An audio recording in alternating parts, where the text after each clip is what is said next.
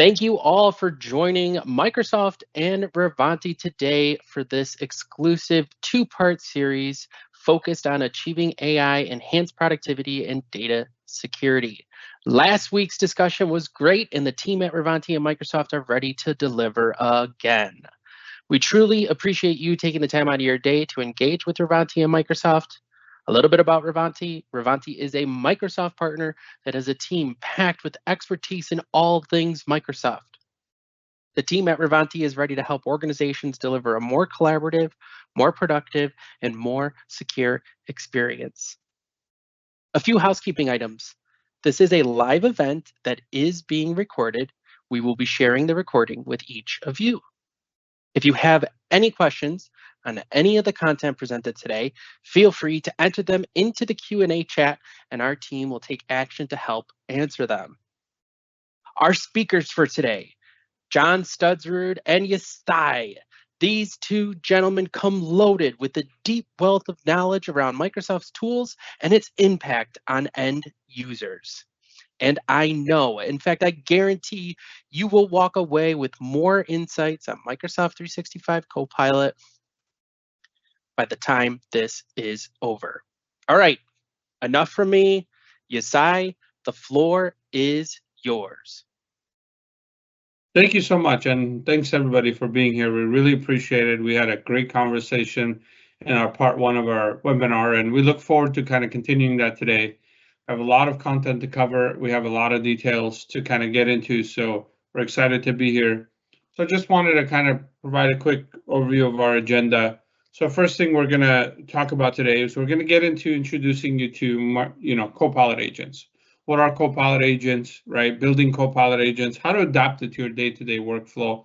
A lot of great examples. I know John's excited to share a lot of great details about Copilot agents and how they can help you and how you can apply them, in your real world.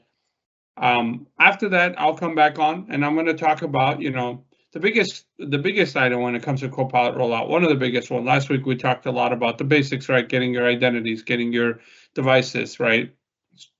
Getting your data secure. Now we're going to kind of focus more on the advanced functionality, right? How to address oversharing, right? What is oversharing? What causes oversharing? So we're going to talk a lot about that. Then we're going to talk about protecting your data and, preventing risks. We're also going to talk about governing AI, right? How to govern AI and roll it out. So I have some great stuff for you as well there. Then we'll of course get into demos. We have some, Q&A and next steps and path moving forward. So like I mentioned, quick overview and objectives, right? Copilot agents, really key component that we're going to talk about how to adapt it to your day-to-day workflow. So that's going to be a great conversation, a lot of great information. Building Copilot agents, we'll talk about things in the Copilot Studio and how to build agents there, right?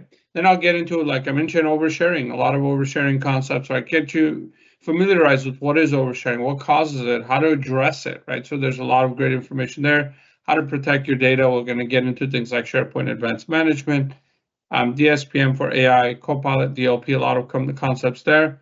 Governing AI is another big topic, right? Those are things that, we get asked a lot, like how do we govern AI? How do we roll it out responsibly, right? So it's very, very important that you govern it properly, right? So those are key components, and those are our main objectives for today's webinar. Again, thank you so much, everybody, for being here. A lot of great content for you, and we look forward to presenting it today. So with that being said, I'm going to bring on John to the call, who's going to kind of kick things off for us, and then I'll come back on and we'll kind of continue. So John, take it away. All right, thank you. Again, just introduce myself real quick. Again, you saw the slide, but my name is John Studsrud. I'm a modern workplace technical specialist here at Microsoft. I've spent many years in support, and now one of the things that I'm doing now, and I absolutely love it, is helping customers with the modern workplace aspect of having the technical conversations, and especially with the advent of AI, diving into Copilot and the capabilities there. And that's what I'm going to be presenting on today specifically. And I'm going to go off camera to save on bandwidth, but hopefully, team, you guys can see my screen sharing at this point in time. Is everybody able to see my monitor?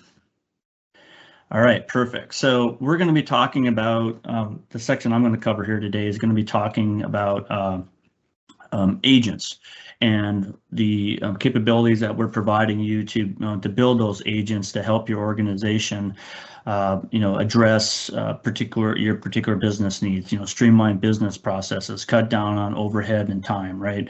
And we're able to do that with Copilot with the combination of agents. So I'm going to go over some high overview of this, and then also do a demo towards the end about using Copilot Studio and then also autonomous agents. So let's dive in.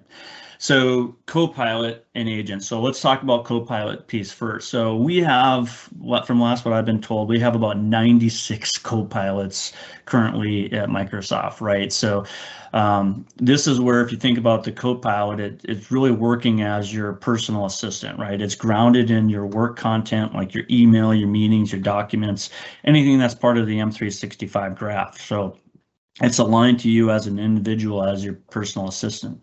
Then we have agents, where we give you the ability to, for your business process that you have, we have the ability through Copilot Studio and in our Pro Code platform with Azure AI Studio to be able to create agents that can help address those particular business processes and needs, right? So being able to build an agent that could do some automation for you on the back end, right?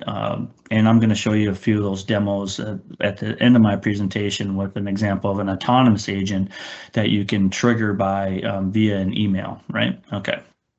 So let's kind of dive in here when we start talking about agents. So what are agents, right? So agents exist on a spectrum from the very simple level all the way to the advanced. So depending on your current journey with AI in your organization, you may be doing something, you may want to start out simple with something like the SharePoint agents that we have, right? Where it's just simply going to go to your a SharePoint document library and pull information maybe on policy information, right? So just really designed for, with specific instructions on how to behave and, pull back specific information based off predefined rules and guidelines.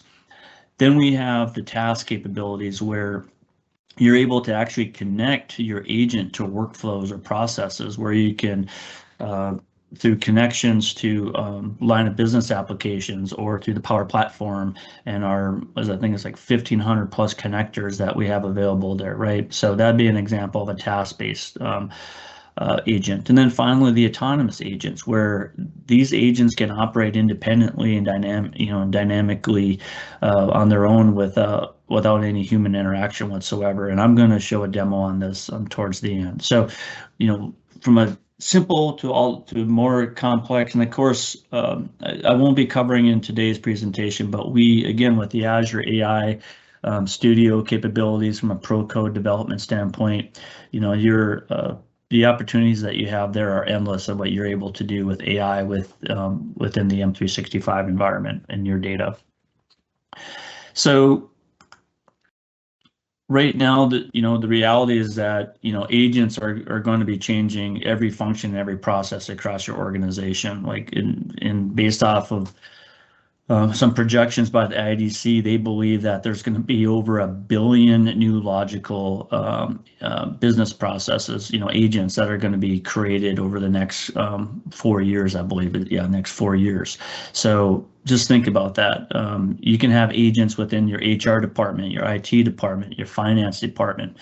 The examples I like to give quite a bit are, being able, for IT, for example, creating an agent where maybe currently your IT department is inundated with support calls and support tickets where people are having issues, with your line of business applications, et cetera, right?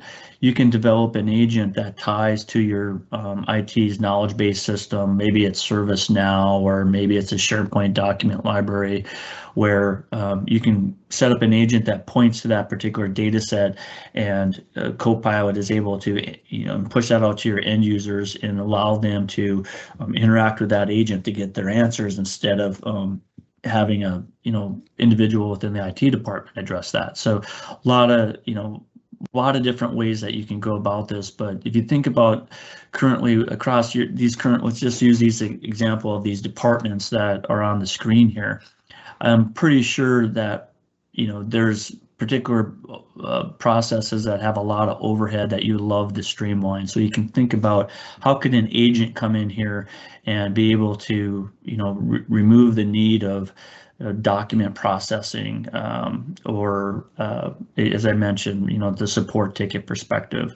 Another one I like to use was with the HR department, being able to, here at Microsoft, for example, we have a agent where we're able to interact with the HR and ask questions about, time off, HSA balances, company policies, vacation time. Hey, I'm getting married.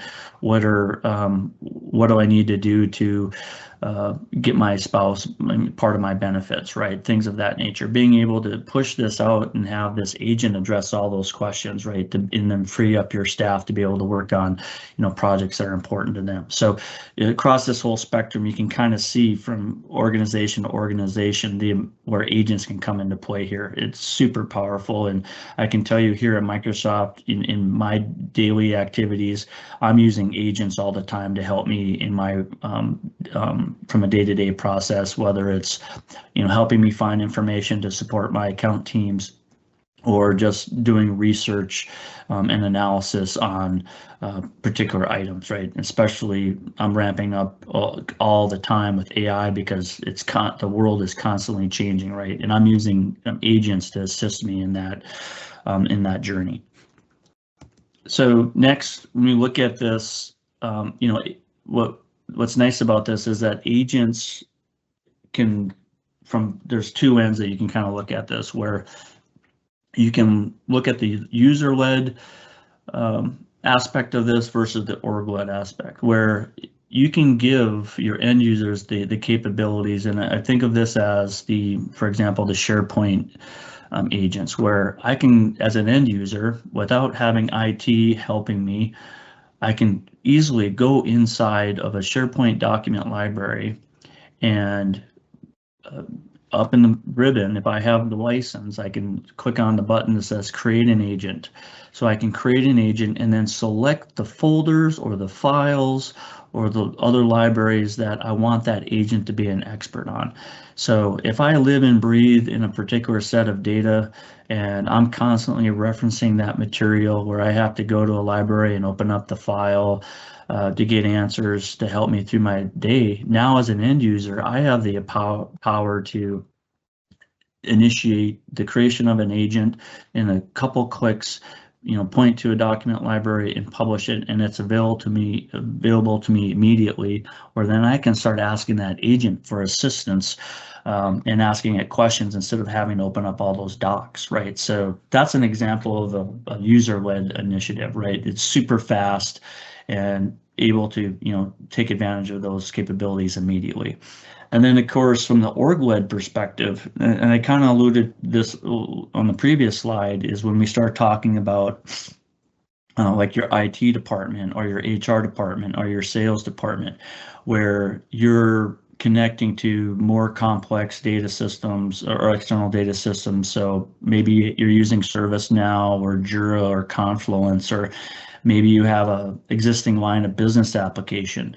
If there's an API, we have the ability to connect to that and have the agent be able to use that as its knowledge source to be able to, review all that information to be able to provide the answers that you're asking, right, and traverse that data, right, because of that graph grounding in that data system. Now you can plan that as an org level and then, push these agents to departments or specific users or the whole organization. It's up to you having that top-down approach and be able to control that, right?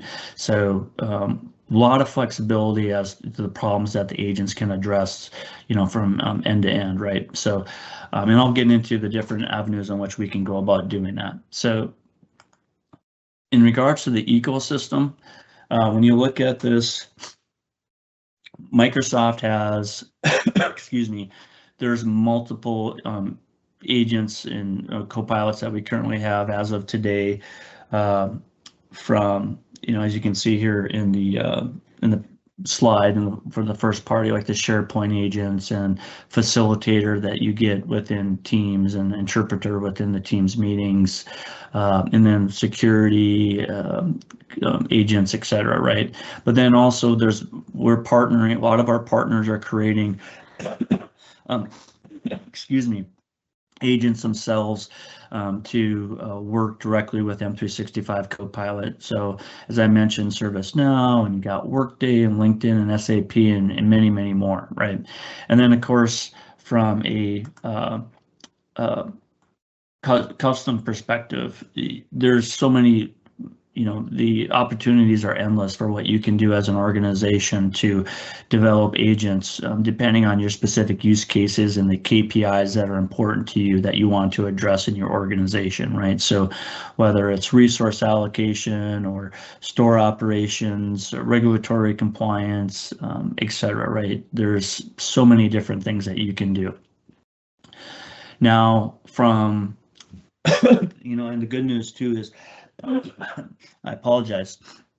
Microsoft has the best platform for agents, and it's because of this. We cover across all of the different spectrums, and we can assist you in all those different areas, right?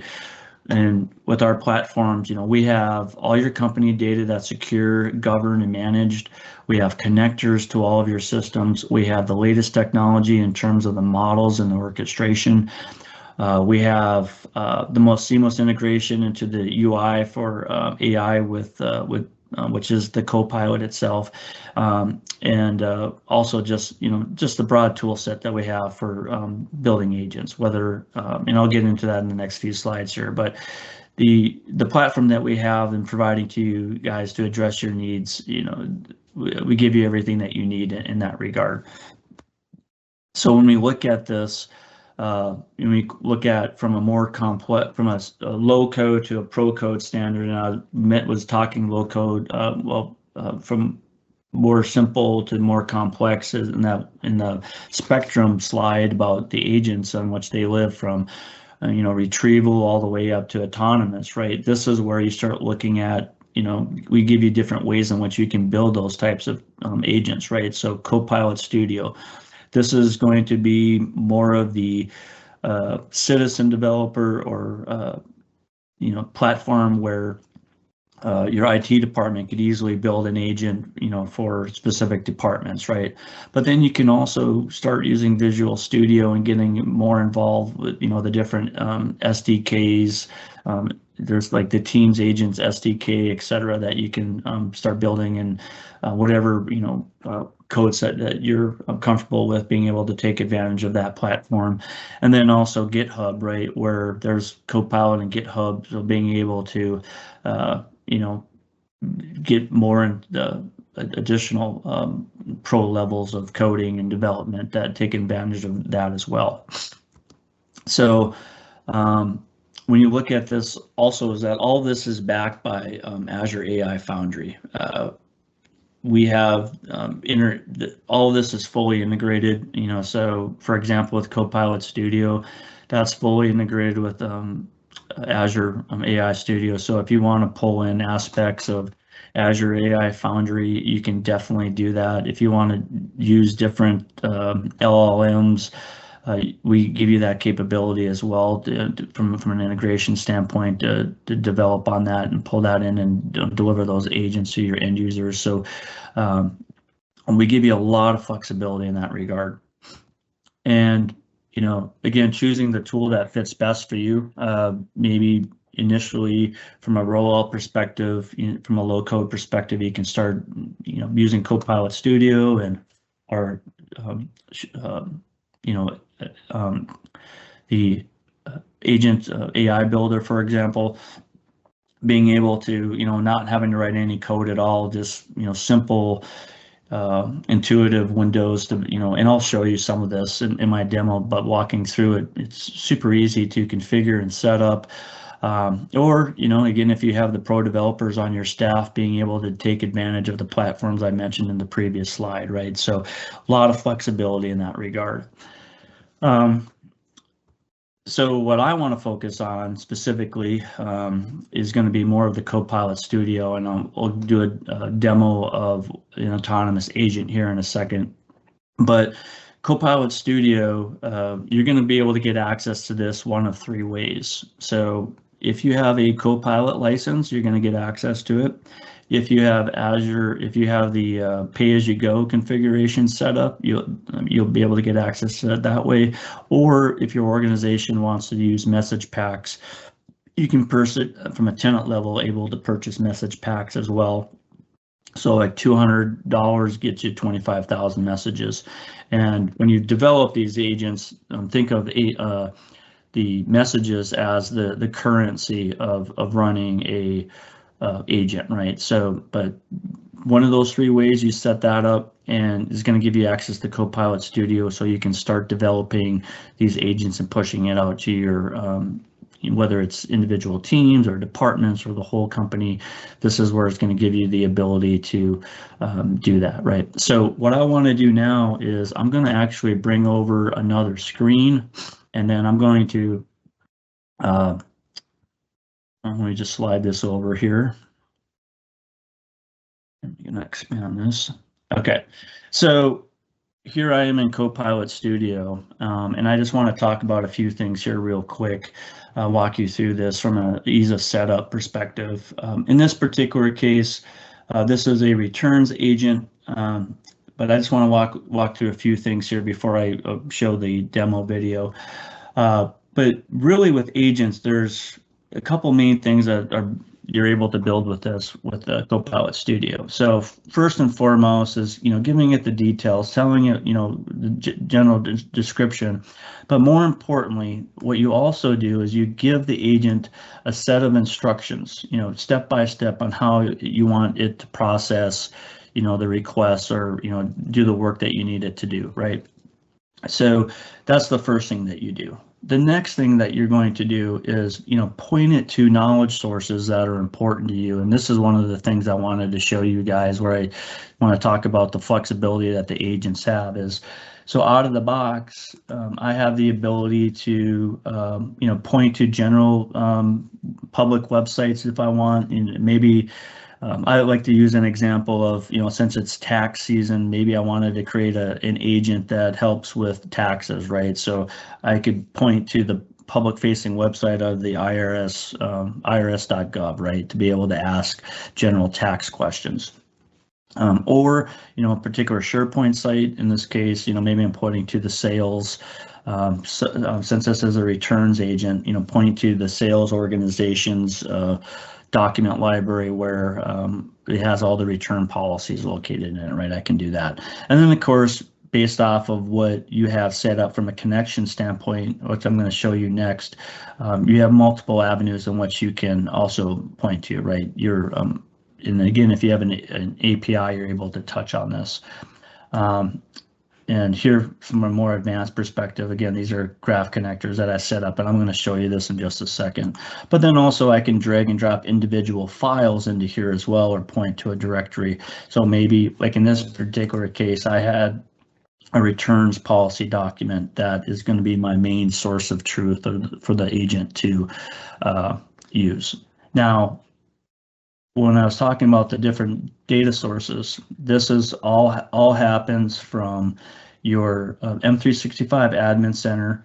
If you go underneath your settings, your search and intelligence. So in here, I have the ability to connect to multiple data sources. Now, if you are familiar with SharePoint Search, this is along the same lines, right?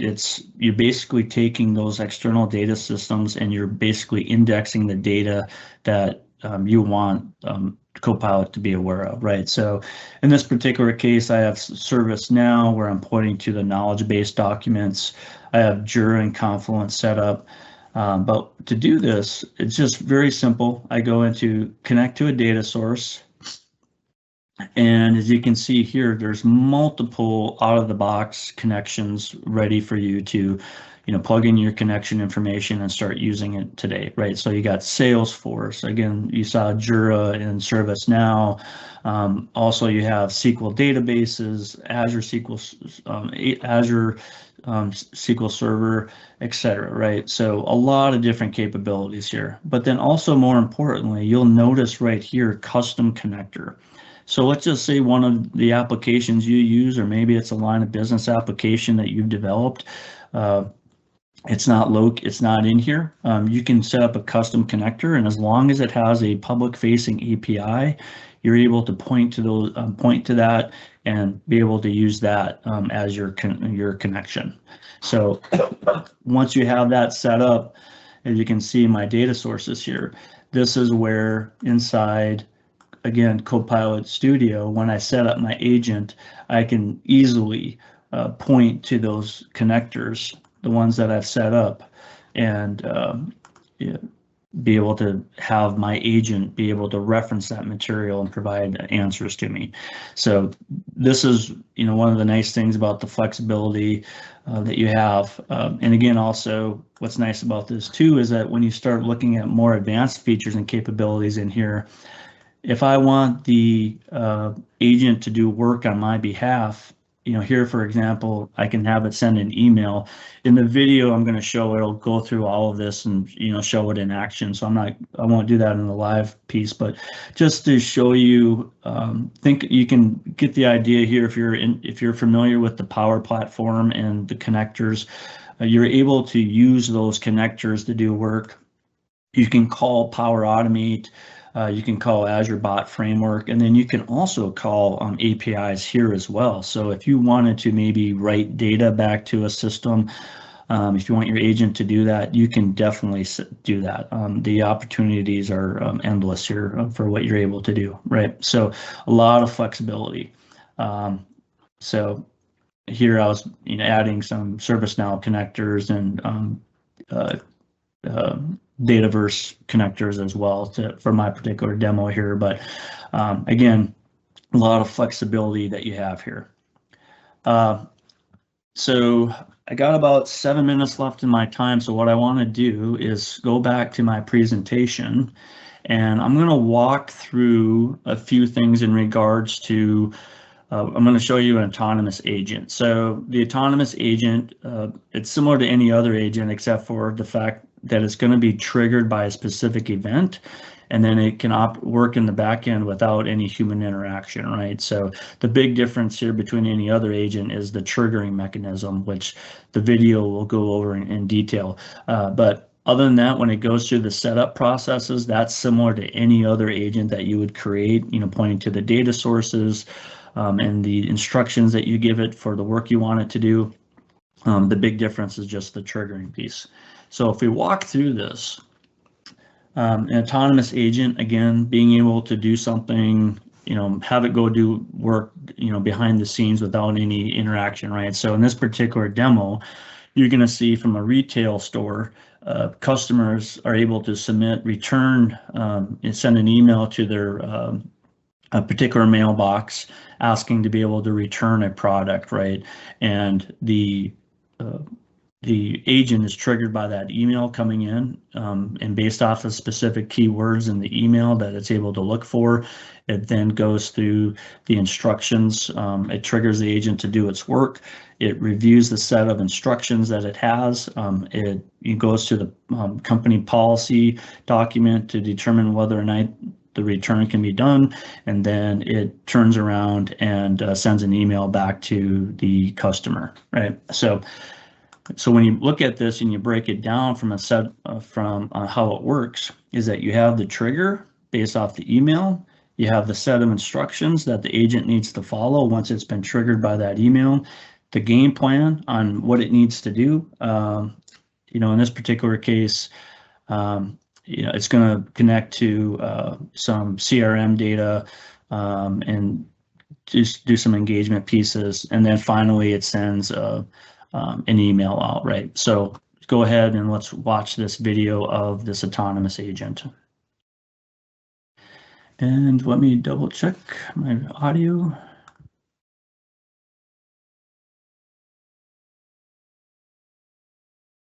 Oh, one more time. Customers now have the power to build autonomous agents to drive AI-first business process. Let's take a look at how McKinsey & Company, one of the largest global management consultancies, is piloting a client service agent with these new Copilot Studio capabilities. Say a prospective McKinsey client sends an email requesting an engagement. As soon as the email is received, the agent gets to work extracting the relevant details. It then follows a series of steps, including verifying any previous engagements with this customer, validating the industry sector, summarizing the client needs, and identifying the appropriate McKinsey expert to meet with the client. It then writes and sends an email to the selected expert with the relevant client details, the agent effectively reasoning over the situation to come to a resolution. It's been given operational guidelines in Copilot Studio, and it can think and act within those guardrails to get the job done. Now let's go behind the scenes to see how the agent was built. It started in Copilot Studio with simple instructions outlining the job it needs to perform. In this case, the agent's tasked with fielding all incoming engagement requests from McKinsey clients. That means it monitors inbound requests, identifies the right McKinsey partner to meet with the customer, and sends an email to finalize the details. The agent has clear triggers, which allow it to work autonomously. It's on 24/7, looking for those triggers. In this case, it's looking for an email. But it could also be triggered by events from a wide range of sources, including line of business applications. The agent has a knowledge base, enabling it to tap into both your productivity data, leveraging the Microsoft Graph, and your line of business systems across knowledge sources like SAP, ServiceNow, and Fabric. Finally, the agent has clearly defined actions it can take to get work done. And you can add new actions from over 1,500 data connectors. Based on the specifics of each incoming request, the agent identifies and executes the most appropriate actions for the situation. If you want to see what the agent is working on, you can go to the Activity tab. You just saw how the agent managed one engagement, but this agent is actively managing dozens of inbound requests from many different clients, all at the same time. You can see its performance at the top, or delve deeper in the Analytics tab. There are some instances when the agent knows it needs to escalate to a human. Let's take a look at one of those. We can see the steps the agent already completed, but then it got stuck. Let's dig deeper to see what happened. It looks like it couldn't find the partner, as he is no longer at the company. This triggered a flow where the agent needed to escalate to a human. Let's jump to BizChat, where we can see the notification from the agent. Copilot presents all relevant information from the manager to verify. The manager decides to manually reassign the engagement to someone else on the team. Now the agent can continue to work, processing the final details and sending an email to the right people.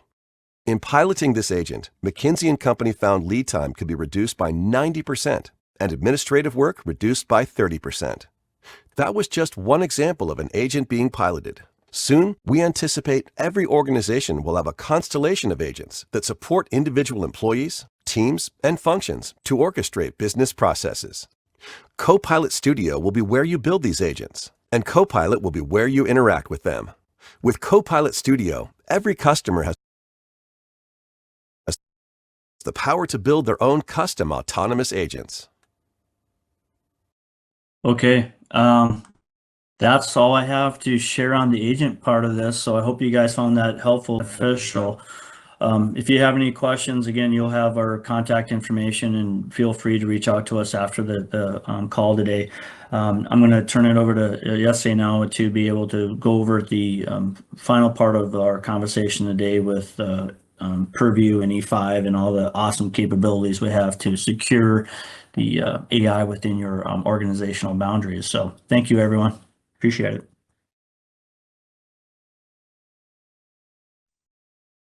All right. Thank you so much, everybody. Thank you, John. That was a great presentation. A lot of great details, on agents. If you're not using it, it's a great time to look into it. So thank you, John, for all that information. And now I'm going to kind of get into components that I talked about, we talked last week a lot about securing, Copilot and how to kind of proceed with the most important steps, right? Many things we get from customers, everybody wants to adopt Copilot, everybody wants to adopt AI, but, they want to understand how things work in the back end, right? They want to understand, how do I protect my data? How do I address oversharing? And those are the components, that I want to talk about. So some of the foundational, these are the, just wanted to share with you some of the foundational AI commitments from Microsoft, right? So they secure your data at rest and in transit, right? So that's handled by the Microsoft end. You control your data. They secure it while it's, at rest and in transit. And, your data is your data. So it's not used to train any of the foundational models. And your data is protected against any copyright risk, right? So these are kind of the foundational concepts that Microsoft, enforces across Microsoft 365 Copilot. Now, a couple things I want to share, some interesting statistics, right? So, generative AI, I'm sure everybody on the call, is where, it's everywhere. It's reshaping our world, right? So there's a lot happening.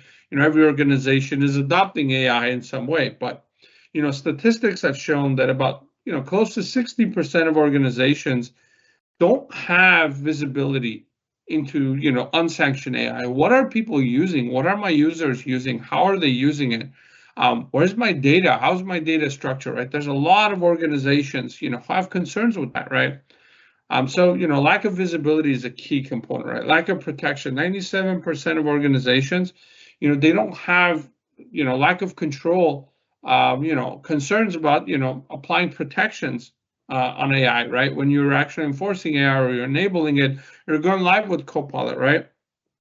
A lot of organizations don't have that protection. And, we're going to talk about a lot of that. We're going to talk about, the oversharing aspect, which is very, very key, right? Something that, we get a lot of organizations come to us at Revanti to help them uncover those. What are those, areas so that data is overshared, and how can you use, your existing licensing, and how can you use your existing products and tools available with Microsoft to, help you with that, right? And by 2027, there's going to be, increased AI regulation. There's going to be a lot more regulations, and they'll see your AI deployment being banned because of non-compliance with data protection, right? That's important, right? So you have to make sure that data protection is top of mind, right? When you're going live with any generative AI, because it's one thing to go live, but you also want to protect your data, and you as an organization want to make sure it's used responsibly. And we're going to kind of talk about some of those concepts in today's webinar. All right, so some security concerns with addressing. So the first one's data leak, right? Users inadvertently, leaking sensitive data to AI apps. Big concern many organizations have, right? What's going to happen if, somebody takes confidential data and pops it into an AI app that we don't sanction? So how can we control that? How can we sanction what AI apps users can connect to? Big component, big area, something that we hear all the time, right? I don't want users taking sensitive content from our organization, copying and pasting it somewhere else. Now all of a sudden that data is leaked out, right? So that's a big component, right? So there's a lot of guardrails and controls for that. And we're going to kind of talk about some of that. Data oversharing, I can't harp on this, enough, right? And we'll talk about, what oversharing is, and, what are, how to kind of overcome that, right? What is oversharing? What causes it? There's a lot of great security principles within SharePoint, within your data, on how to overcome that, and we'll kind of talk about that. And non-compliance, right? Using, users using AI to put unethical content, right? So to have some sort of visibility into that, right? How can you tell if, your users, let's say you govern AI, right? Let's say you control what AI apps they connect to. Well, how do you know how they're interacting? What are they putting in these AI models? Like, what are they asking? What other types of prompts are your users asking, like unethical questions? You want to have some sort of control and insights. Are they, all of that's things that you have in your control, you have in your power, and we're going to talk about some of those tools.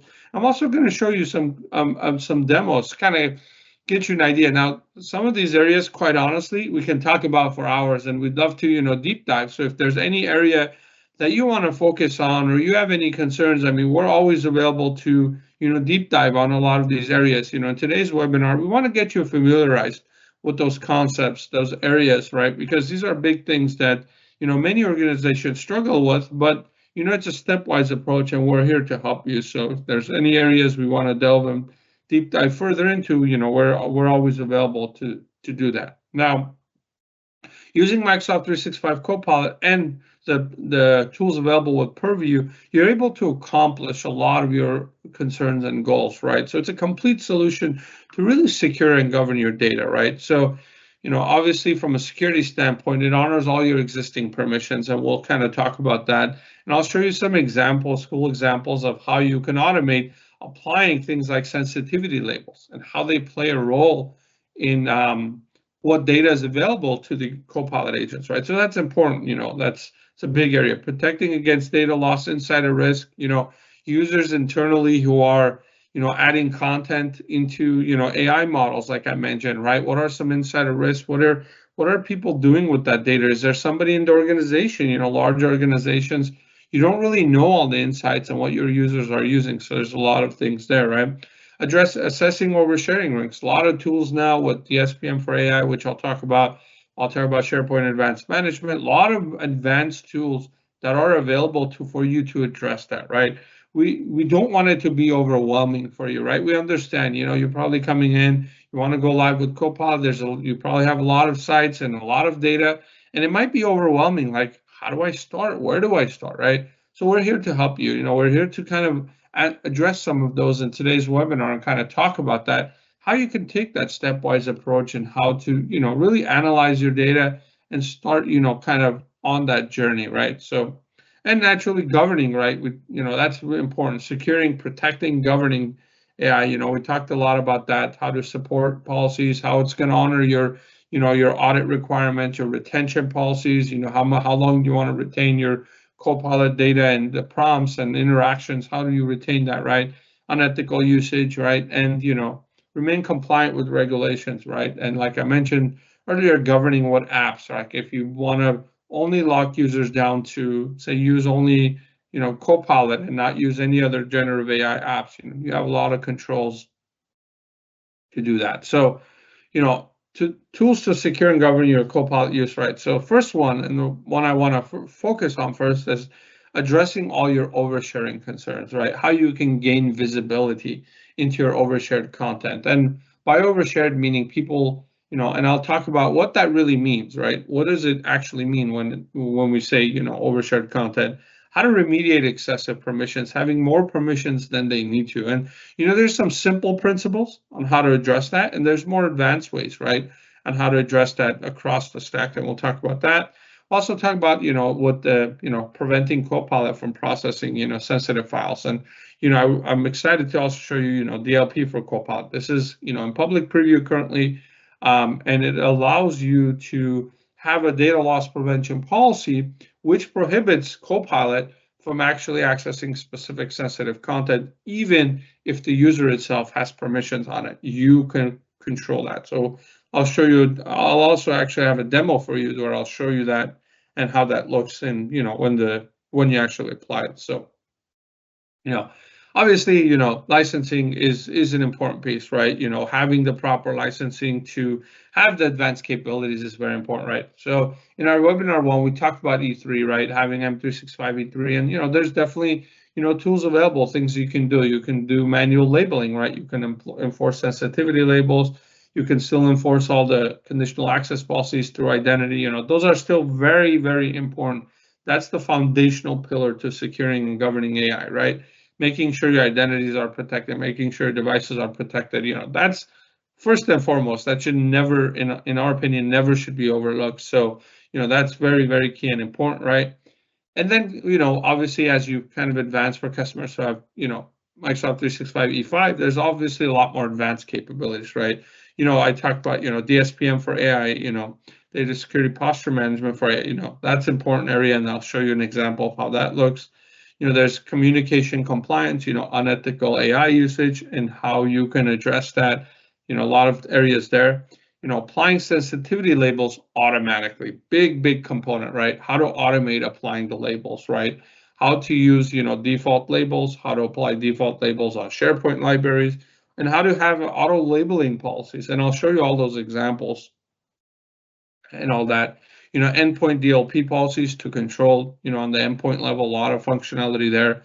We'll kind of get into, we'll discuss that. And SharePoint Advanced Management. It's an add-on, but for customers who have Copilot, SharePoint Advanced Management is actually going to be included with your Copilot deployment. A lot of great things there, and I'm excited to kind of talk about some of those. If you're not familiar with it, there's a lot of cool things that are built in that's going to help you address all of these concerns, right? So, right now, I mentioned oversharing quite a lot. What is oversharing, right? So, that's basically, Copilot can only access data that the user has access to. So if I have access to something, Copilot can access it on behalf, right?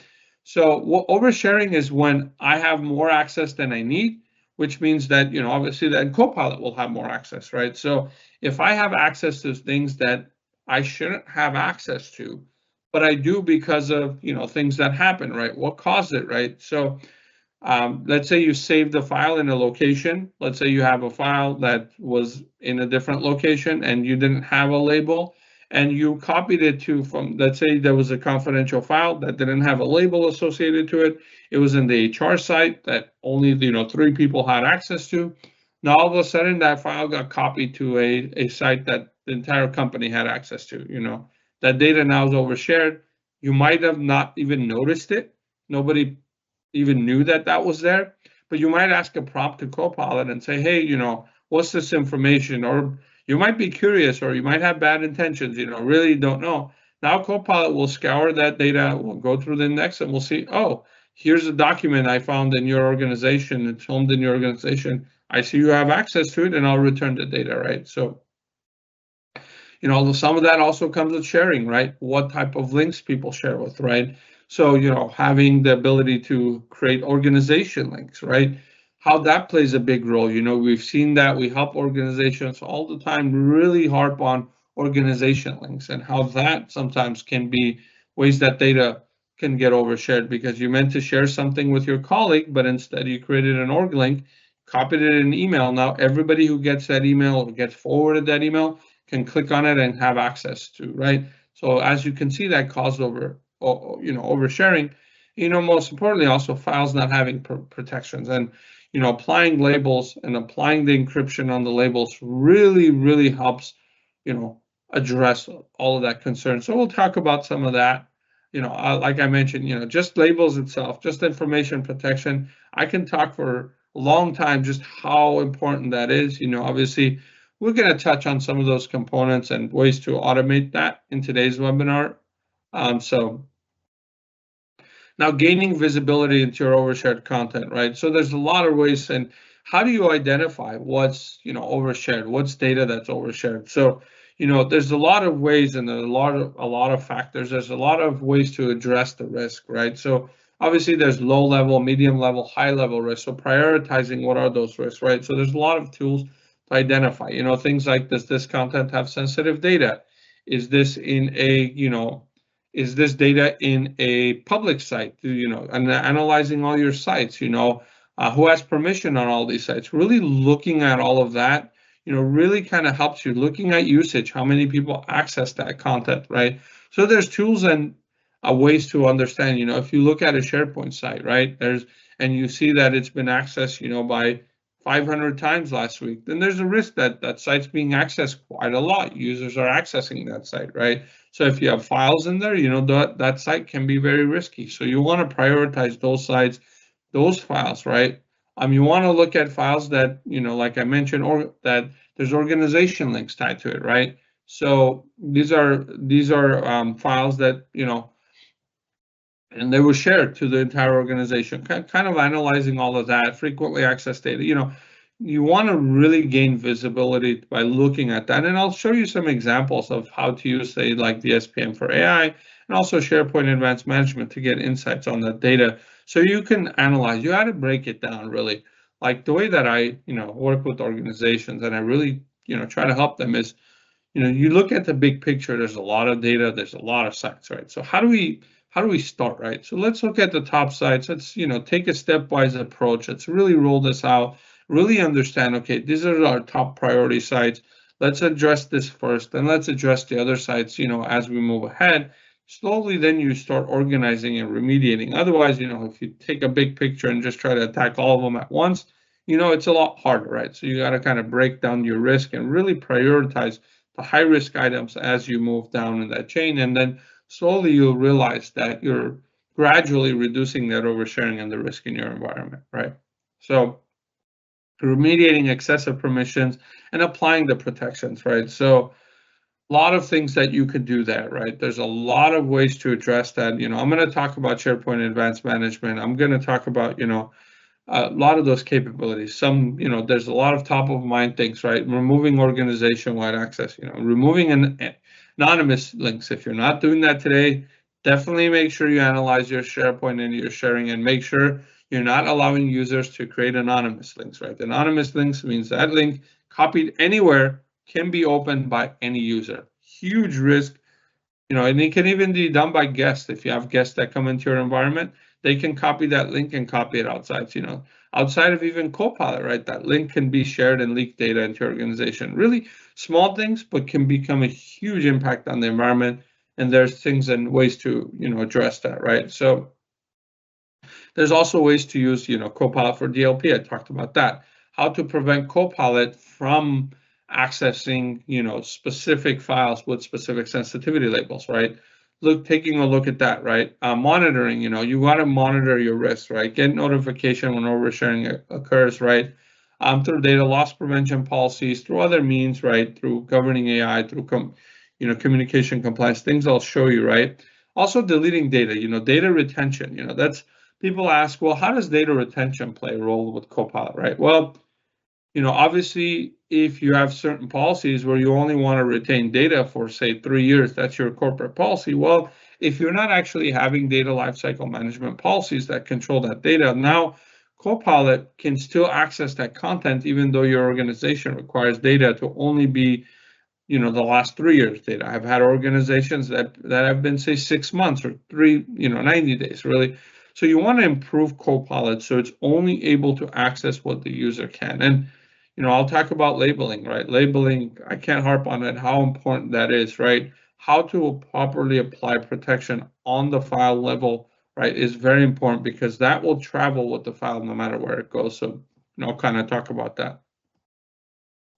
Now, I mentioned, preventing Copilot from accessing sensitive content. Purview DLP is, like I mentioned, this is in public preview currently.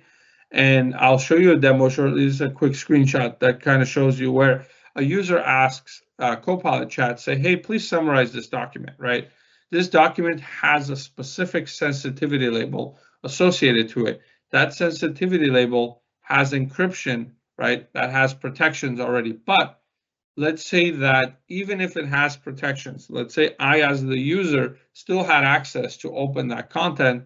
Without DLP, if I ask it to summarize, it's going to go to that file. It's going to look at that file and the label, and then it's going to see, oh, you have access, you have permissions on that file based on the label associated. I can generate responses and return it back to you.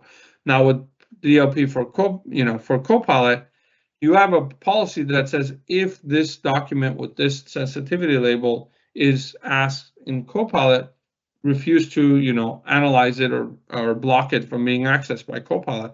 So what happens is the user tells it, hey, gives it this doc. It has a specific sensitivity label. Copilot says, sorry, I can't analyze this file for you because of organization and security policy. So this is, again, in public preview. This will go GA. We don't have exact time frame, but something to kind of look at from that. So I also mentioned the SPM for AI, very, very key component. And I'll show you a quick demo as we move ahead on how that can help you, right?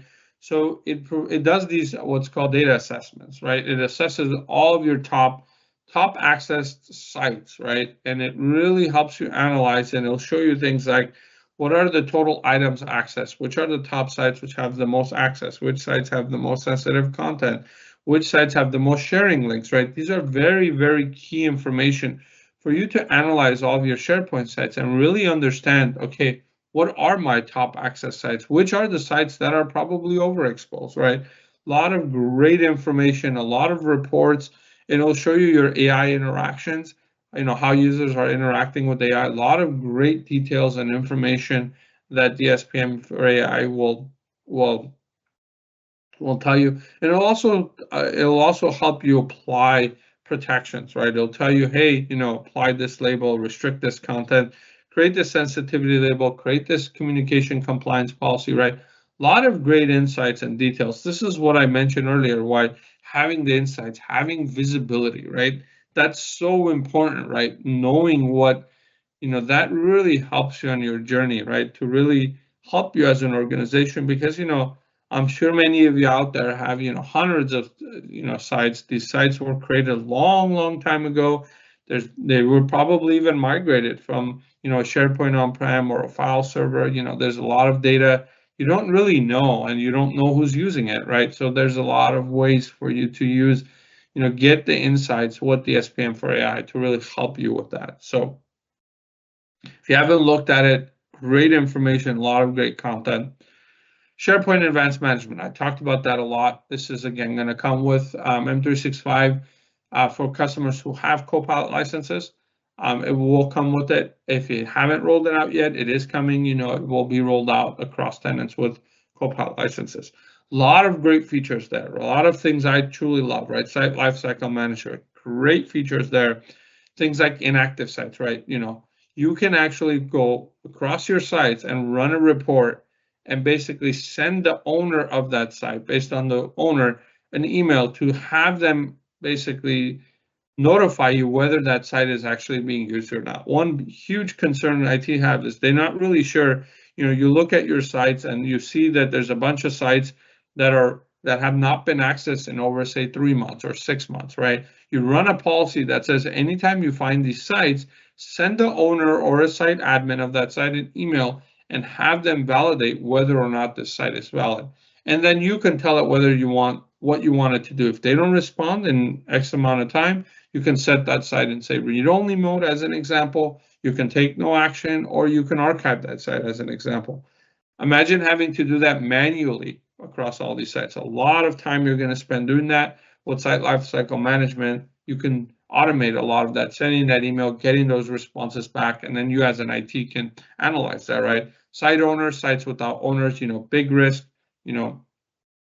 analyze that, download that report, applying default sensitivity label to document libraries. I have a quick demo that I want to talk about, a lot of great details there. Blocking download policy, preventing, specific sites from downloading, right? You have policies that you can apply to prevent, download capability, print capabilities on specific, SharePoint sites. A lot of great content there. Site level access restrictions, another great feature of SharePoint Advanced Management. This is where, regardless who has permissions on a site, you specify a specific security group and say only this security group has access to the site, regardless what permissions are set on the site. This helps you really address some of those oversharing concerns, right? As you start fixing these permissions, you can fix these sites and then bring them back up, right? A lot of great functionality there. Restricted content discoverability. As you're rolling out Copilot, you can only have it access specific SharePoint sites, right? Or block specific SharePoint sites from being analyzed by Copilot as you look to fix your permission, as you look to fix these oversharing concerns, and then you bring the sites back, right? So things like that. A lot of great features and functionality coming with SharePoint Advanced Management. It's going to come default with Copilot, and it's really going to help you on your journey to really address some of these Copilot, these concerns, right? Now, I talked also a lot. You addressed oversharing. How do you protect the data, right? How do you get these alerts and reports of this risky and AI usage, right? How to protect the sensitive data files and the Copilot interaction. Then I'll show you, and I'll have some demos on, applying automated, sensitivity labels. So I'll show you a lot of that capability in the demo. Dynamically applying security policies based on risky actions, right? Based on risky activity that's occurring, applying protections dynamically. A lot of great features and a lot of capabilities with Purview. Purview itself is a big family of products with compliance. Each of those areas, quite honestly, and I'm sure John will agree, you can spend a lot of time just strictly talking Purview, and I could spend hours talking about it. But in today's webinar, we're going to touch on some of those areas. Again, we're here to, if there's specific areas you want to deep dive further, obviously we're here for that. So, getting alerts and reports of this risky, behavior and AI usage, right? AI interactions. What are, linked files? What are files that are being shared with specific sensitivity labels? Getting reports of all these interactions, right? What are the types of interactions? Like what type of sensitive data is being interacted with Copilot? For you to know things like, is there, specific files with specific sensitive information types being accessed by Copilot? You want to get an idea, of what's going on, right? Risky AI usage, is there something going on? Somebody, doing, insider risk possibly, a lot of things and a lot of risk there. And, AI interactions, like how are your users interacting with AI? Are they using Word? Are they using PowerPoint? Are they using Outlook? Are they using, the Copilot chat, right? The biz chat, right? With M365 that's grounded in your data, right? What are files? You can see all those prompts, you can see all those responses, and obviously you can tell, hey, this user's using it a lot. If you notice like one user is using it more than the other, or they're using, you can really tell because you can kind of tell your risky behavior. So getting insights and visibility is important, right? Protecting sensitive files and Copilot interactions, right? So, I talked about auto labeling, right? You apply auto labeling based on, say, sensitive information type, or let's say you have a SharePoint library, and I'll show you an example where you apply an auto labeling policy that automatically label content in that SharePoint site with a specific sensitivity label. Now, then you tell Copilot, hey, can you summarize this document? And as you do it, it says, sorry, I cannot, summarize this for you because, there's this sensitivity label. And I, as a user, let's say I have view-only access on that file. Well, Copilot can't extract data from that file because I'm missing the extract permission. Now, Copilot can't analyze that, even though I can open the file and I can view it. But because I don't have permissions to extract data from it, Copilot can't as well, right? So it blocks Copilot access to that. So very key components. Now, one thing that I want to mention that's a very, very big thing with information protection, no matter where that file moves. So I mentioned earlier, right? Like one of the ways data gets overshared if you don't have protection on the file is that data was in a protected site that only 3 people have access to. That person either by intent or sometimes inadvertently copied it to the HR site. Imagine that happened, but let's say that file had a sensitivity label. Even though now it's copied to a location that I have access to, I still can't open the file because that file is protected no matter where that file traveled, right? So that's the biggest part that I want to mention, that's where information protection really helps you. And with E5 and some of the advanced ways to apply auto labeling, it's a great time for you to look into that and how to apply it automatically. Because obviously applying it manually is a great way to have users adopt the labels and apply it correctly. But having an automated way to do it via auto labeling or via default label on a document library really kind of helps you. So. And I'll show you some demos so you can actually see that in real life. So, data loss is another component, right? So information protection obviously is to protect that data at rest, protect that content. Data loss obviously is a way for you to prevent data from leaking to organizations, right? So, applying, I talked about earlier, applying Copilot DLP, right? Insider risk and how to, if the insider risk is detected, right? So, how to prevent that data from being interactive with Copilot, that data from leaving your organization, right? That's the job of data loss prevention, right? Information protection protects the content in that file. Data loss takes it to the next level. And I always, get organization ask me, well, if I'm protecting the file, is data loss really important? Do I need DLP policies? Well, I always mention it's, defense at depth, right? So just because the data is protected doesn't necessarily mean you want that data to leave the organization, right? So it's really important that you apply that, right? So, and also insider risk and unethical usage, right? And we'll look at some examples of that, right? So insider risk is big, right? There's insider risk management. We don't have a lot of, we're not covering too much in detail on insider risk in today's webinar. Subsequent webinars, we might deep dive further in that, but insider risk is also important, right? Because, if user resigned, right? Imagine that somebody, is doing a lot of, sensitive interactions, right? So how can you put protective policies via DLP to detect this? You can first audit it and then apply protections like, hey, somebody's doing something they shouldn't. You're asking it to interact with things that you shouldn't. How to apply protections, right? And that's where data loss prevention policy, it has that visibility to apply that, right? It has actions where based on specific content, based on specific activity, it's able to detect it. It applies obviously protections there. So, and dynamically applying security based on risky actions, right? So somebody's downloading a lot of files, right, or having risky interactions with AI, you might not see that, without you going through your logs, without you seeing interactions, right? Dynamically applying security policies based on this risky activity. So you apply more strict policies based on that. Like if somebody's downloading a bunch of files, downloading hundreds of files, that's not normal, right? Or they're having a lot of interactions with Copilot, or they're giving Copilot, having it summarize a bunch of files, let's say, that you have this highly confidential sensitivity label on, right? Imagine doing that, right? And AI is like, well, it's kind of odd that this user is taking a bunch of high confidence files. Yes, they have permission on it, sure, but why are they constantly asking it to summarize all these files, right? So, and maybe that uncovers like, hey, this user shouldn't be doing that. Then it gives you an idea like, oh, maybe I should apply higher strict permissions, or I apply DLP, Copilot, things like that. So it really helps you identify that, and then you can add them to more strict security policies based on that, preventing sharing, blocking, download. So, and preventing access to specific sensitive sites, right? Things like that. So a lot of ways to dynamically apply protections. Now, lastly, governing AI, right, to meet your regulations. So, governing AI is very important. So auditing all your Copilot interactions, investigating the unethical, interactions that's being had with Copilot, and then of course applying protection and governing the data in your M365, governing the data and putting on hold the Copilot interactions and your data. Very, very important, right?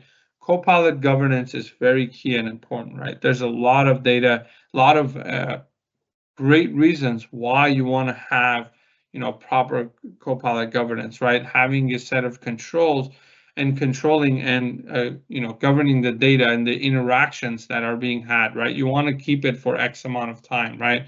You want to make sure your compliance policy says, hey, if there's a forensics or if there's an analysis that has to happen, I want to make sure all that interaction is there so I can analyze that and use the e-discovery tools to analyze that data and gather that. So it's very important, right? And applying specific, regulatory frameworks, right? And also removing outdated information, right? That's what governance is important, because you don't want to have all the data available to Copilot, right? Let's say, like I mentioned, you have a policy set you want to allow only 3 years data, right? So having governance, having the proper controls to make sure that only data that you need is retained, make sure that the response quality for Copilot is improved, because it doesn't have all this historical data that maybe shouldn't have access to, or you don't want it to return results from that. So very important to have proper governance, and also governing it, access to the shadow IT, and I'll kind of show you a quick example of that, making sure that you control what users interacted with other AI apps as well. Very, very important, and having those controls. I talked about this, retaining data and retaining the entries, what users are entering into AI, what are the interactions, what file was accessed. You can have different policies, right? So you can include your prompts that say in a retention policy that only retains the prompt data for, say, X amount of time, as an example, right? So or you can delete recording and transcripts after 90 days, things like that. So for any legal teams who want to put legal holds on content, you want to do an e-discovery search, right, for all your Copilot interactions from the last 6 months and put it on legal hold, right? So having that controls, that's honored by Copilot, right? Because it's important that you control what data is in there. Let's say you permissioned it, let's say you addressed oversharing, you have the protections, but you don't want all this old data there, right? Or you want to make sure legal teams, that user doesn't, that those prompts and that things that they're asking Copilot, that they're retained. So it's important for you to have that, and you can use obviously Purview and data lifecycle management to address that. So I mentioned shadow AI risk with governing, right? So it's important for you to know what other generative AI apps your users are using, right? Monitoring that shadow IT. There's ways to obviously do that. There's components to do that. With Defender for Cloud Apps for any customers who are using that. There's session policies. There's ways for you to unsanction, say, other generative AI apps, right? Let's say you want to block, say, ChatGPT or other generative AI apps, and you want to only allow your users to use only Copilot, or you want to have session policies on unmanaged apps, as an example. Perfect example, if you have users accessing data on unmanaged apps, well, how can you control, if they, take that data as an example and try to extract that data into another app, right? So to have policies to control that, there's ways for you to do that, right? And if you're using Defender for Endpoint, integrated with Defender for Cloud Apps, like I mentioned, you can sanction and unsanction an app. So once you unsanction it, it blocks the user from even accessing that, that app. But again, for unmanaged apps, you can also have protection. So if your user is using an unmanaged app, they open, say, SharePoint, and they try to copy the content, they try to download that file locally, right? So you applied you applied protection, great. Even if they download it, they can't open it, on their own machine, but they try to copy it and encrypt that file. Let's say you didn't have that. Let's say that they were able to, let's say, data leak, right? So that's why I talk about the defense and that you have all of these different controls on how to protect that. So it's very important that, you address that. And obviously with Purview and, in this example with Defender for Cloud Apps, you can, apply those governance protection on both, managed and unmanaged apps, right? So very key component. Communication compliance, for you to analyze, interactions that based on specific classifiers. And I'll show you an example. In this case, right, somebody's asking like a gift, right? They're asking like, hey, it's a risky activity. They're interacting with Copilot. You can send an alert. An alert gets generated that there's a risky behavior because of this specific what's called trainable classifier. And in this case, it's like a gift. They're mentioning things about, hey, I'm not mentioning this, but I'm giving a gift out. It's risky behavior. They're trying to interact. They're trying to have Copilot basically reword that. So what's happening is that's being detected, an alert's being generated, and an alert's coming to IT, and you can analyze that, and you can actually see who's doing it, why they did it, and actually address that with the user if you see that happening. So I'll show you an example shortly on how to apply that.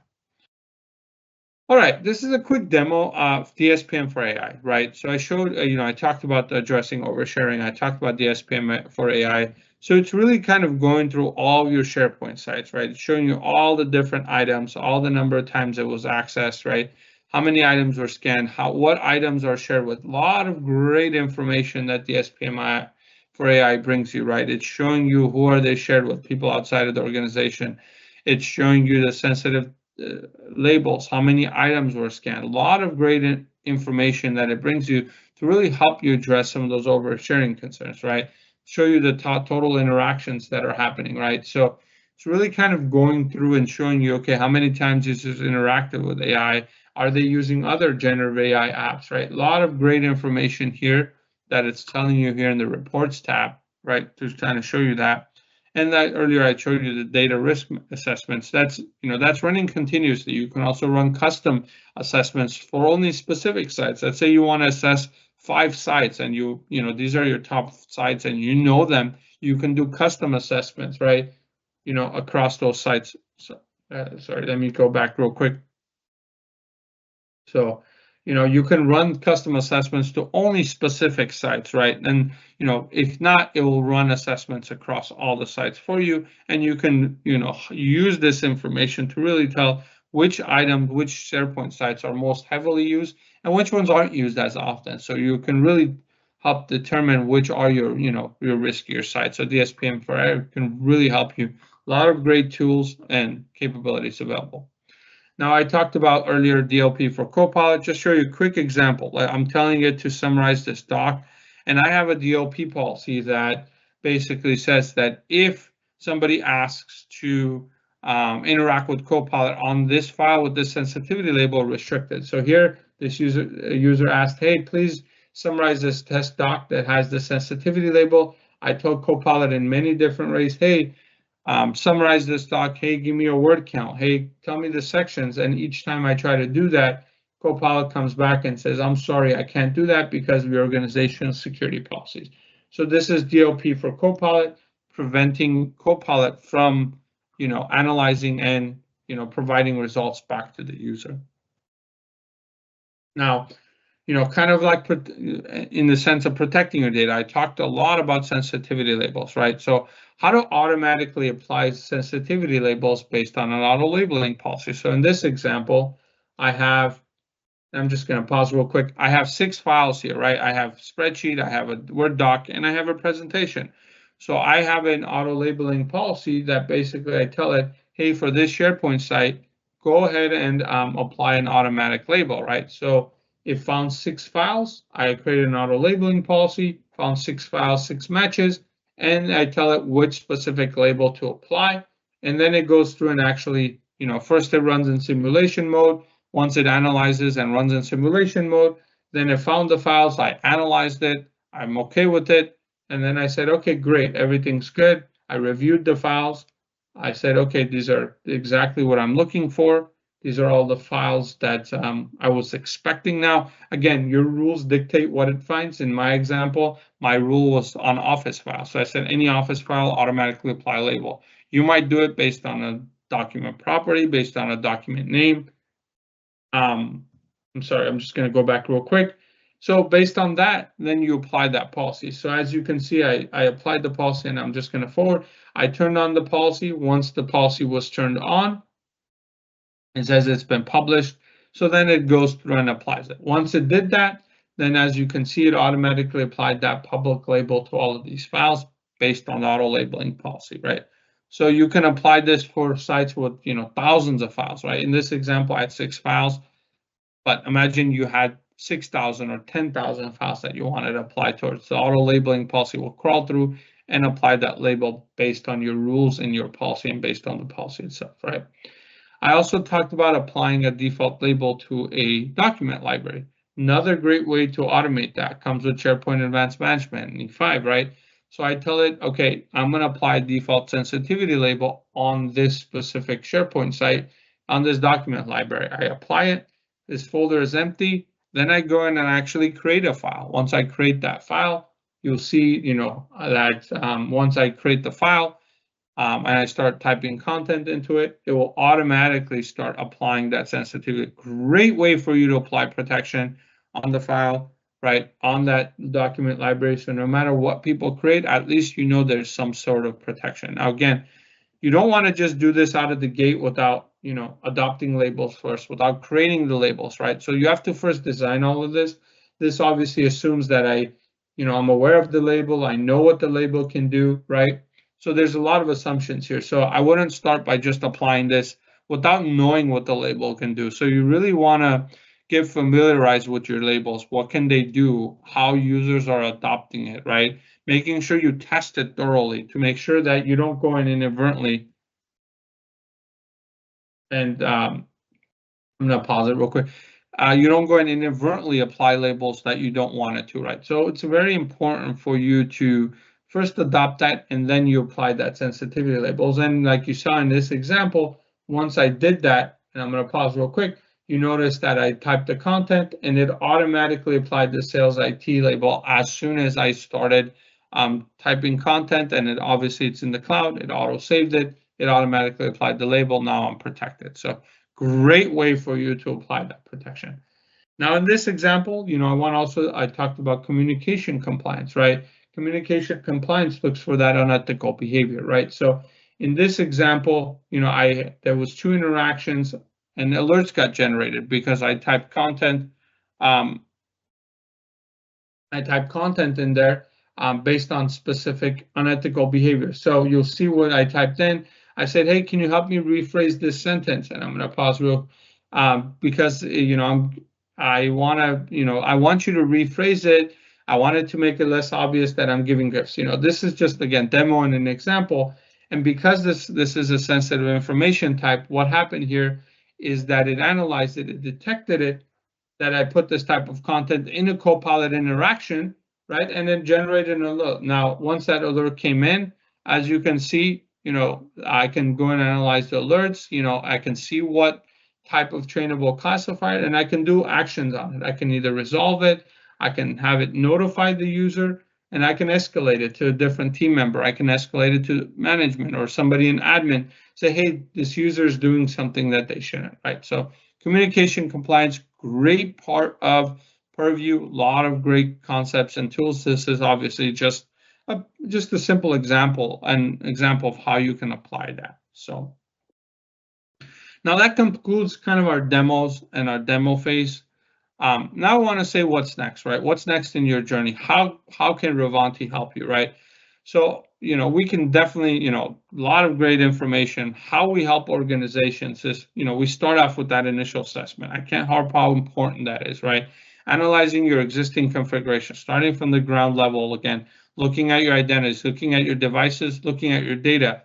We analyze that and really help you identify all of these oversharing risks, right? So in addition, obviously, we go in and we help you identify all these sharing risks. We help you use the tools and additional tools to really analyze your data, analyze all your SharePoint sites, and really provide you all that insights and that initial discovery of all of our findings, all of your top sites, right? That you have all the type of areas where you can apply that protections, right? Really analyze and really help you determine that risk and prioritize all these findings for you, right? And all these recommendations, right? How to prioritize what to apply where, right? So there's a lot of concepts and how we can help you prioritize all of that and start helping design these components, right? Even from the identity level, device level, the base level, and then from there, the advanced capabilities. How can you design your information protection labels? How can you design your auto labeling policies, right? How can you apply the default labels, right? How can you design your communication compliance, your DLP policies, right? We really help you take a stepwise approach, pilot all of these, how you can use these SharePoint Advanced Management, how you can, create these lifecycle management and these inactive site policies, these inactive, the report, the owner policies, right? How you can apply that, how you can use the restricted content discoverability so you can pilot Copilot for only specific sites. We actually have a Copilot Pack 365 where we go through and define package that we have that covers all of these data in detail. We're more than welcome to help you with that. If you want to know more information, we're here to help you. And like I mentioned, rolling these out in a pilot fashion, and then a plan for how to roll out Copilot across the stack. So we're here to help you. We have a lot of information, and really break this down for you in a detailed way and help you really adopt Copilot in your day-to-day. And so you can start taking advantage of Copilot, all the great features, all the great things that John talked about with agents. Once you start protecting your data, then you start advancing and creating these Copilot agents, really take your productivity to that next level. So here's our contact information. You want to know more, we're here to help you. We're here to help you with different packages and offers tailored to your environment, to your needs. No matter where you are on your Copilot journey, we're here to help you. Maybe you've already done a comprehensive analysis and you want help with, say, Purview and rolling out these advanced functions. We're here to help you on that journey. So really appreciate your time. Thank you, everybody, for being here.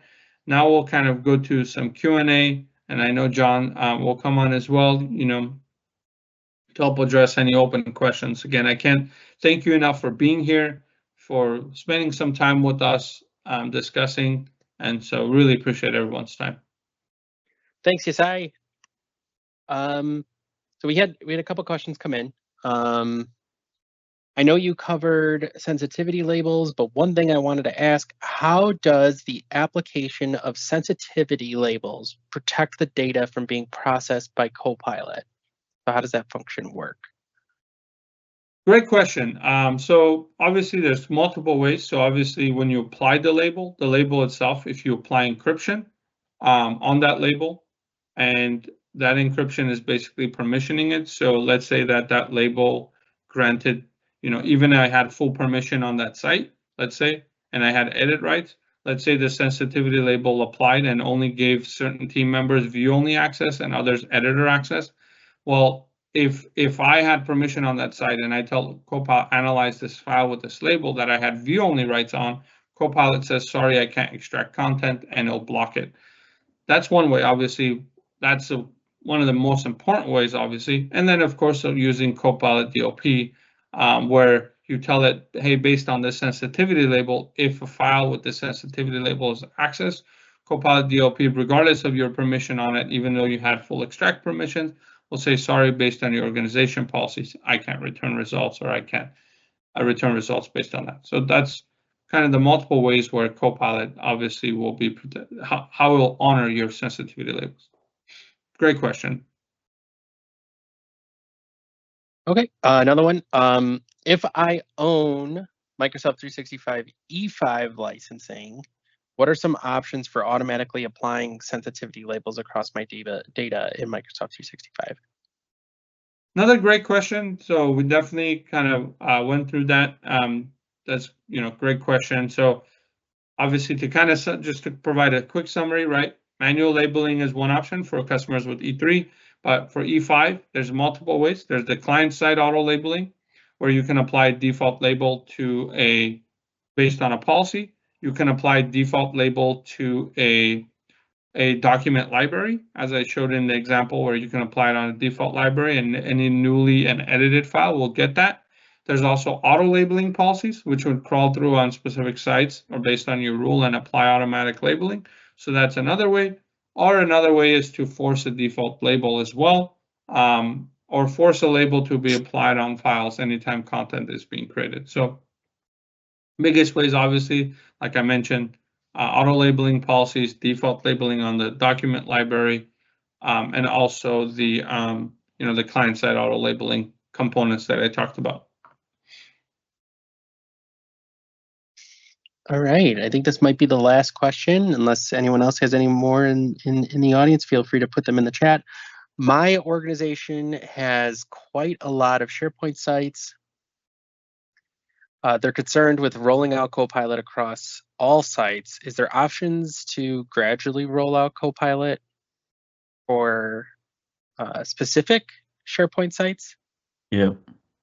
Yeah, I can cover this real quick. Yeah, so a part of SharePoint Advanced Management, one of the capabilities that you have is taking using the feature in SharePoint Advanced Management. It's called restricted content discovery.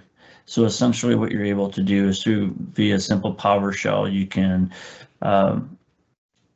basically pass the URL of a particular site that you don't want a Copilot to discover. So let's just say it's your HR site or your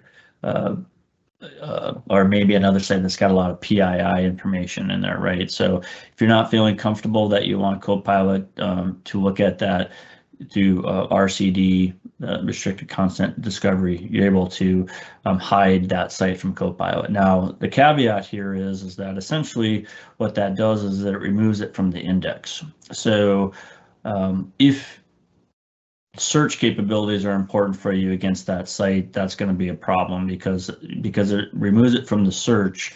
Because Copilot uses the graph index to pull information. So if you're removing the site from the index, you wouldn't be able to use any of the SharePoint search capabilities against that site. However, again, just something to remember is that it's not affecting your permissions. So if you have that URL, or if you know what that site URL is, you can always go to that site directly as the user if you have access to it. But if you went into your enterprise search and did a query and expecting it to browse that site, it wouldn't be able to do that. Now, this is why we say that RCD is a temporary rollout fix for you. So as you are getting more comfortable with your security and governance, or maybe you're doing a full audit and getting prepared to put Purview in place, we're giving you this tool set to slow roll slow roll, AI essentially is what we're doing there. But I wouldn't consider that a permanent fix, because the permanent fix is what was covered today, is taking advantage of your purview licensing and put appropriate labeling in place, data loss prevention in place. And then also, another part of SAM, which was covered, is being able to review the oversharing that's happening, address where the real problems are, and that is the oversharing, which is a result of collaboration, right? So, being able to do those audits and reviews with that tools from SAM to be able to find that information quickly and then address it. So you can, to answer the question, the answer is yes. So. All right. Well, thank you all again for your time. We appreciate it. And we will see you all on the next discussion when we have it. You'll be in the first in the loop. Thank you all for your time. Take care. All right. Thanks, guys. Thanks, Have a great day. Thank you, everyone. Bye-bye.